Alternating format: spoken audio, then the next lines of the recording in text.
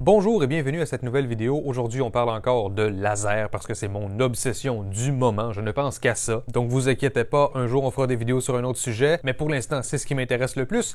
Et d'ailleurs, j'attends deux lasers. J'attends encore le laser de neiger et j'attends aussi le Xtool D1. Alors, si vous êtes curieux de tout de suite aller voir c'est quoi, je vous mets des liens dans la description de la vidéo. Et Xtool m'ont dit qu'en ce moment, il y a une promotion pour le D1. Donc, bref, encore une fois, c'est dans la description de la vidéo. Puis aujourd'hui, on utilise encore le Ortur Laser Master 2. Et là, en plus des lasers que j'attends, j'ai acheté, là, entre autres, des petites planchettes comme ça pour faire des tests sur différents types de bois. Et bref, j'ai tout plein d'idées de tests à faire avec les lasers et tout plein d'idées de projets. Aujourd'hui, on va faire des tests de gravure avec des produits ménagers. Parce que la gravure laser, selon le type de bois, selon la puissance qu'on utilise, selon la vitesse à laquelle le laser se déplace, la gravure, elle va creuser dans le bois. Parfois, c'est désirable. J'ai déjà fait une gravure dans le passé d'une image de Montréal, puis ça avait vraiment creusé dans le bois, puis cet effet de profondeur, ça donnait vraiment un aspect intéressant, c'était super joli. Donc dans ce cas, le fait que la gravure creuse dans le bois, c'était intéressant. Sauf que j'ai aussi fait une gravure de Nikola Tesla dans son labo, puis on comprend pas trop ce qui se passe dans cette gravure-là. Donc parfois c'est bien que ça creuse, mais parfois peut-être qu'on a envie que la gravure, au lieu de creuser, elle fasse juste brûler le bois en surface. Essentiellement que ça a l'air d'être imprimé en quelque sorte. On veut juste faire noircir le bois, on veut pas nécessairement toujours que ça creuse dedans. Donc ça bien sûr, ça varie selon la puissance du laser, selon sa vitesse, ça varie selon le type de bois aussi. Il y a des bois qui sont plus denses que d'autres, plus durs, il y a des bois qui sont plus foncés que d'autres, donc tout ça, ça peut avoir une influence. Mais en me documentant un petit peu, j'ai vu qu'il y a des gens qui essaient de faire un genre de traitement sur le bois pour le rendre plus apte à se faire graver sans que ça creuse. Donc des produits qui vont noircir à la surface du bois. Et ce qui a attiré mon attention, c'est le borax et le bicarbonate de soude. Donc là, je vais vous présenter c'est quoi les tests que je veux faire. Ensuite, on va faire ces tests-là. On va comparer les résultats et on va terminer sur une conclusion. OK, alors c'est quoi les tests qu'on va faire aujourd'hui? Vous voyez ici, j'ai 16 petits carrés de bois. Premièrement, ici, on a du bois où j'ai rien ajouté du tout. Ensuite, ici, on a du bois où j'ai ajouté du bicarbonate de soude, en anglais baking soda. Ensuite, ici, j'ai ajouté du borax. Et pour finir, juste du bois que j'ai mouillé. J'ai juste mis de l'eau dessus. Tous ces petits carrés, je les ai faits à partir de la même planche de bois, puisque ça n'avait pas besoin d'être hyper précis. Au départ, je suis allé à la scie sauteuse, sauf que ça faisait un petit peu trop de poussière, donc à partir du moment où c'était assez petit, eh bien j'ai terminé la coupe au laser, pourquoi pas, et ça m'a fait de jolis petits carrés. Donc ça vient pas de plein de planches différentes, c'est vraiment une planche qui a donné tous ces petits carrés. Bon, je voulais préciser qu'ils proviennent tous de la même place. Donc le premier test où il n'y a rien, ça va être le contrôle en quelque sorte. Ensuite, le bicarbonate de soude, facile à acheter pratiquement partout dans le monde. Ça coûte pas cher. Il y en a qui ont eu de bons résultats avec, donc pourquoi pas, on va essayer. Ensuite, pour le borax, en Amérique du Nord, extrêmement facile à trouver et ça coûte pas cher. Environ 5 $ pour 1,84 kg. Mais quand je regarde sur Amazon.fr, j'ai des livres sur le borax, mais j'ai pas de borax. Donc je sais pas si c'est juste mes recherches qui n'ont pas été suffisantes, mais ça ne semble pas aussi populaire en Europe qu'en Amérique du Nord. Mais bref, si ça peut vous aider, c'est du tétraborate de sodium. Plus précisément, tétraborate de sodium décahydraté. Et un peu comme le bicarbonate de soude qui sert à 1 million de choses, c'est la même chose pour le borax. Par contre, le borax, c'est pas trop conseillé de le manger. Mais c'est entre autres utilisé pour le nettoyage. C'est un désodorisant. Ça peut enlever des taches tenaces sur des vêtements, par exemple. Puis c'est utilisé aussi même dans des procédés industriels. Là. Donc c'est quand même un produit populaire. Et ça, apparemment, ça fonctionne super bien pour graver au laser, ça devient super noir super rapidement, sans trop creuser dans le bois. Et d'ailleurs, en faisant mes recherches sur le borax, j'ai retenu une phrase, alors je vais vous citer Wikipédia. Dilué dans l'eau, il pénètre bien dans le bois et ne s'évapore pas. C'est un retardateur de flamme couramment utilisé aux États-Unis. Puis, il paraît aussi que c'est utile pour empêcher le bois de pourrir et empêcher les insectes de s'attaquer au bois. Le fait que c'est un retardateur de flamme, peut-être que c'est pour ça que ça aide à faire noircir le bois sans creuser dedans. Donc ça, j'ai super hâte d'essayer ça. Puis le dernier test, juste de l'eau. La raison pour laquelle j'ai fait ce test-là, c'est parce que je me suis dit, l'eau va changer un petit peu la couleur du bois, ça peut le rendre un petit peu plus foncé, sauf qu'au final, après avoir séché, c'est assez semblable. Donc le bois qui a été mouillé n'a pas vraiment changé de couleur une fois sec. Alors pour préparer ces petits carrés, ce que j'ai fait, c'est que j'ai pris un pulvérisateur. J'ai mis environ 250 ml d'eau et pour le test, juste avec de l'eau, j'ai simplement aspergé le petit carré jusqu'à ce qu'il soit vraiment saturé. Puis ensuite, j'ai juste laissé égoutter l'excédent rapidement. Puis, j'ai laissé sécher à plat. Pour le borax et le bicarbonate de soude, même chose, sauf que j'ai ajouté, donc pour le bicarbonate de soude, 2 cuillères à thé. Puis, même chose pour le borax, 2 cuillères à thé. Est-ce que c'est le bon dosage? Je ne sais pas, mais c'est mon point de départ. Peut-être que ça va être trop, peut-être que ça sera pas assez, je ne sais pas. Sauf que entre le bois qui a rien et le bois bicarbonate de soude et le bois borax, je sens qu'il y a quelque chose sur les petits carrés bicarbonate de soude et borax. C'est un petit peu granuleux en surface, donc je sais que ça réussit à rester dans le bois. Quand j'aspergeais les petits carrés, justement, puisque je laissais un petit peu égoutter avant de le laisser sécher, j'avais peur que le borax et le bicarbonate de soude réussissent à s'enfuir puis qu'il reste presque juste de l'eau. Sauf que non, effectivement, il y a quand même pas mal de bicarbonate de soude puis de borax qui a réussi à rester dans le bois. Donc ça, c'est encourageant. Je sais qu'il y en a qui restent dessus. Et fait intéressant, les carrés de bois où il y a eu du bicarbonate de soude, ils ont pris une petite teinte verdâtre. Alors je ne sais pas si ça va paraître à la caméra, mais clairement, ça a changé de couleur un peu. En fait, si on regarde en dessous, on voit où est-ce qu'il y a eu de l'eau versus où il n'y en a pas eu. La couleur n'est pas pareille. Ce n'est pas le cas avec les autres carrés. Alors là, j'ai 4 carrés pour chaque catégorie, sauf qu'on va faire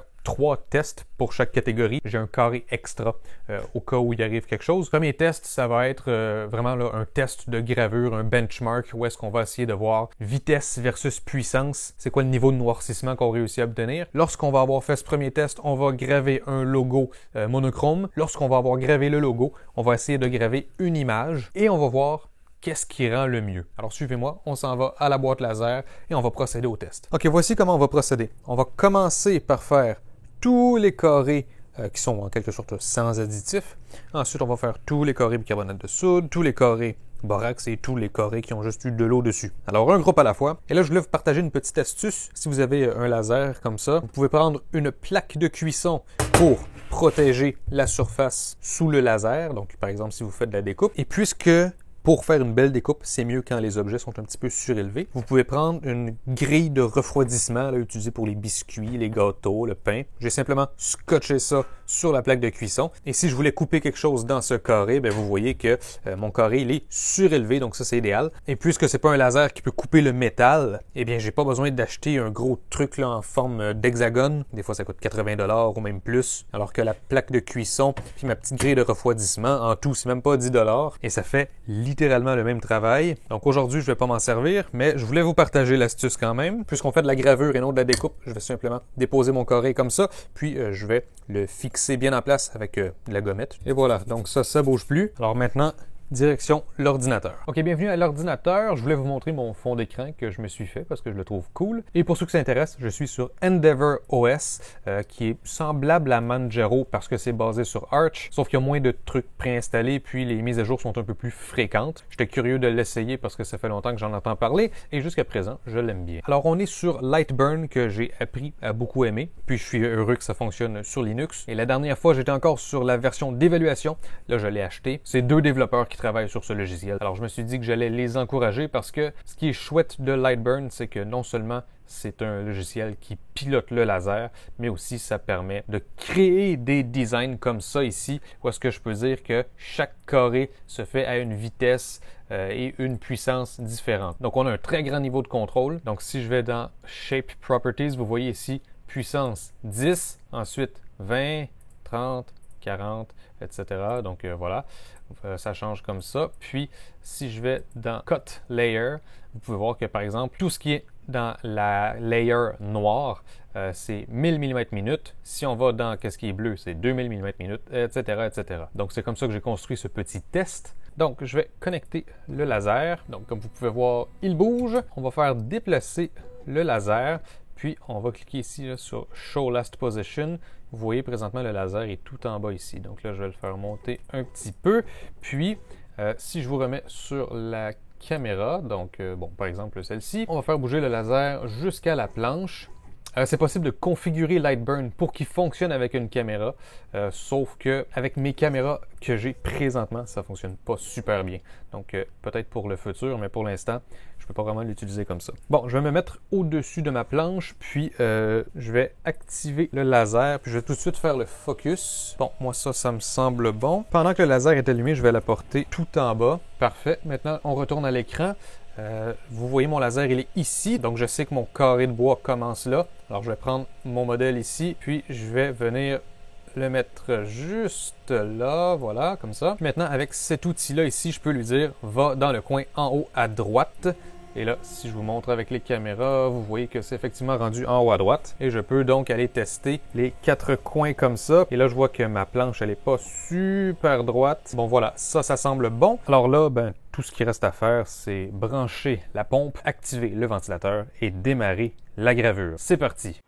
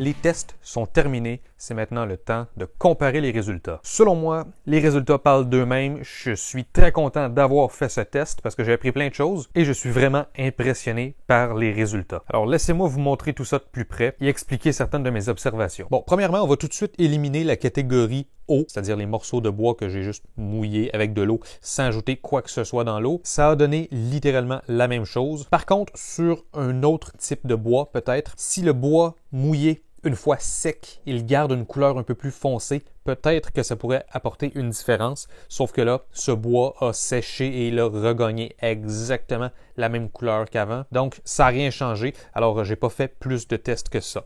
Donc, on ne reparlera pas vraiment du test où il y a juste eu de l'eau. On va se concentrer sur notre contrôle, en quelque sorte, bicarbonate de soude et borax. Si on compare les tests un à côté de l'autre, vous pouvez voir qu'on a 3 résultats complètement différent. Sur le bois que j'ai nommé sans additif, on voit que la moitié du haut à gauche, c'est tout de suite très pâle. Et dès qu'on veut avoir quelque chose de foncé, là, ça commence à creuser dans le bois. Vous voyez tout en bas ici comment ça a creusé, là, c'est profond. Du côté du bicarbonate de soude, premièrement, ce qu'on remarque, c'est qu'avec le Air Assist, il y a beaucoup de poussières qui se font pousser un peu partout et ça a rendu la gravure un peu sale. Vous voyez, entre les carrés, il y a des petites poussières partout, chose qu'on ne voit pas ici et qu'on ne voit pas avec le borax non plus. Et vous allez voir tout à l'heure une comparaison bicarbonate de soude avec et sans Air Assist. Mais ce qui est intéressant du bicarbonate de soude, c'est qu'il y a effectivement une différence, puis ça, c'est certain qu'on peut avoir ça partout dans le monde pour pas cher. Ça a changé la couleur du bois, on a une teinte un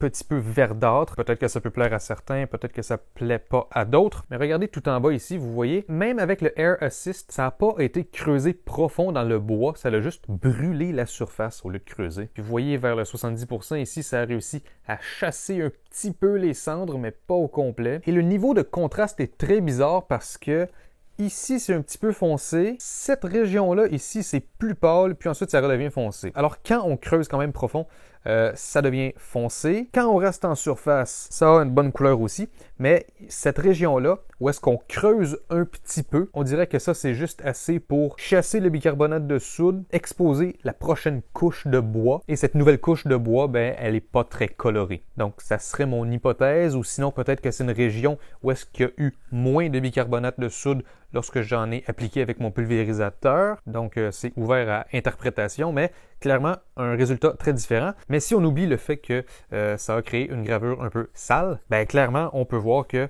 on est capable d'aller beaucoup plus rapidement et avoir une coloration qui est supérieure à ce qu'on a avec le bois sans additif. Donc ça, c'est super intéressant. Puis ensuite, le champion du test, c'est celui-là ici. Ça grave réellement noir. C'est super intéressant. Le bois n'a pas été décoloré par l'eau mélangée à du borax. Donc ça, c'est cool.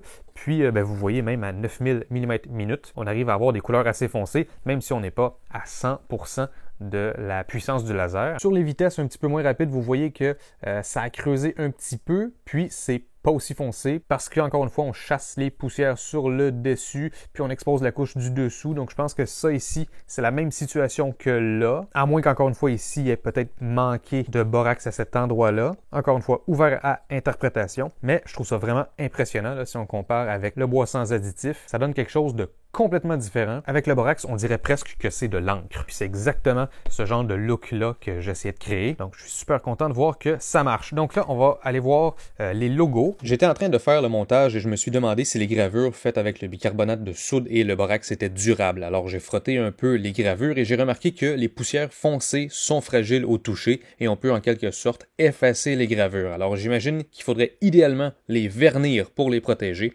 Donc ici, vous voyez, j'ai mis mon carré de bois sous l'eau et presque tout ce qui était foncé est disparu. Donc c'est quelque chose d'important à prendre en note. OK, voici les trois logos un à côté de l'autre. Laissez-moi rapidement vous expliquer les paramètres que j'ai choisis pour les logos. Puisque j'ai fait les logos avant de faire des images, et puisque je voulais avoir la meilleure chance possible de faire de belles gravures d'images, j'ai imprimé ces trois logos à une vitesse de 5000 mm/min. La raison, c'est que lorsque je grave une image, si je vais plus rapidement que 5000 mm/min.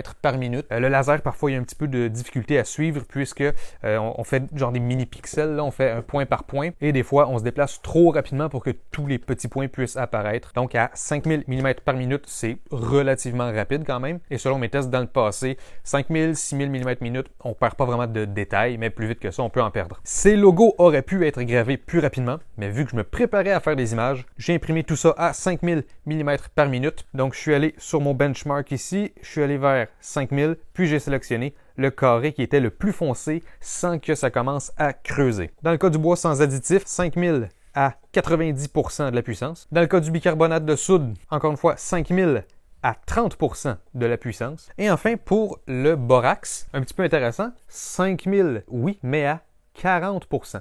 Donc, j'ai utilisé un petit peu plus de puissance sur le borax que sur le bicarbonate de soude. Donc, je vous invite encore une fois à comparer. Bicarbonate de soude, 5000, 30% et borax, 5000, 40%. Donc, je vous invite à faire la comparaison entre les deux. Alors, pour un logo comme ça, c'est super joli sur le bois sans additif. Ça donne un magnifique aspect. Avec le bicarbonate de soude, c'est un petit peu plus foncé. Si on enlève le Air Assist, encore une fois, je vais vous montrer tout à l'heure, mais ça va enlever les saletés que ça met partout. Et ensuite, borax, on dirait réellement que c'est de l'encre. C'est super impressionnant. Ici, vous voyez un petit endroit où c'est plus pâle, donc probablement que mon borax n'a pas été distribué parfaitement partout. Probablement qu'il en manque un tout petit peu ici, c'est mon hypothèse. Mais en tout cas, résultat très intéressant et ça, c'est avec Air Assist, puis ça n'a pas fait de poussière comme le bicarbonate de soude. Donc les trois, c'est avec Air Assist. Normalement, le Air Assist sert à empêcher que ça fasse des genres de poussière comme ça, sauf qu'avec le bicarbonate de soude, le Air Assist en crée. Donc voilà, important à noter. Personnellement, ici, mes deux préférés, c'est vraiment bois sans additif et borax. OK, maintenant, on va passer aux images. Bon, celle-là, c'est une image bonus, donc on va regarder tout à l'heure. Et pour bicarbonate de soude, ici, bon, déjà, vous voyez, j'avais écrit logo, j'ai corrigé, image, j'avais oublié de modifier le titre. Vous voyez que ici, c'est la version sans Air Assist. Et regardez cette région-là ici versus cette région-là. On voit que quand j'ai enlevé le Air Assist sur le bicarbonate de soude, on a commencé à avoir beaucoup plus de détails. Donc, je vais éliminer celui-là qui était avec Air Assist. On va se concentrer sur ces trois-là. Sur le bois sans additif, on n'a pas tous les détails. Si je joue avec l'angle de la lumière, oui, on commence à voir bon, les petites fenêtres ici et tout. Et ça, soit dit en passant, c'est le château Frontenac dans la magnifique ville de Québec, qui est dans la province de Québec. Donc, puisque ces vidéos sont diffusées à l'international, je précise, Québec, c'est une province et c'est aussi une ville. Il y a les deux. Donc voilà. bois sans additif. On n'a pas tous les détails. Mais est-ce que ça fonctionne? Oui, ça fonctionne quand même. C'est juste peut-être pas idéal. Bicarbonate de soude sans Air Assist. Résultat, franchement pas mal. On voit beaucoup plus les fenêtres. On voit tout en fait. Tous les détails sont là. C'est vraiment cool. Ça a donné un assez bon résultat. Donc, effectivement, si on utilise ça comme il faut, avec le bicarbonate de soude, on peut, dans certaines occasions, avoir des meilleurs résultats qu'un bois qui a juste pas d'additif du tout. Ensuite, borax, ça, c'est celui qui est le plus clair. Et en passant, vous voyez ici là, les zones qui sont foncées, c'est pas des défauts, c'est le contraste du ciel avec les nuages. Alors ça ici, c'est celui qu'on a le plus de détails, même que je pourrais vous zoomer encore dessus.